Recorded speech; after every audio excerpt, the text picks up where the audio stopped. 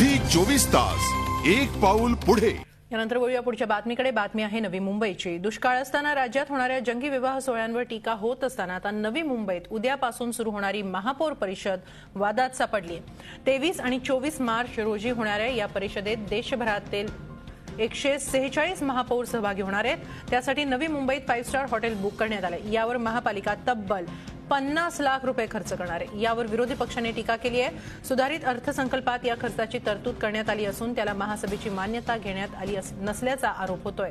तसंच दुष्काळाच्या पार्श्वभूमीवर ही परिषद रद्द करावी अशी मागणी विरोधक करतायत, तर महापौरांनी मात्र ही परिषद आवश्यक असल्याचं म्हटलंय।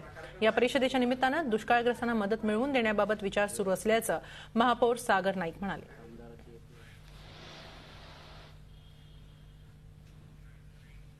महाराष्ट्रामधील जनतेला आज मदत करण्याची गरज आहे।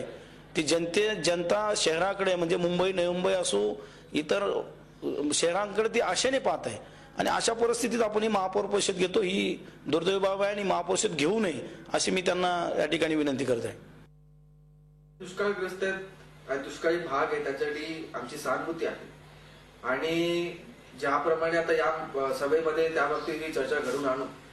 खूप दुष्काळग्रस्त भागातून अनेक लोक ही नवी मुंबई शहरामध्ये येतात, त्यांच्यासाठीही काही उपाययोजना करण्यासाठी आम्ही करणार आहोत। झी 24 तास एक पाऊल पुढे।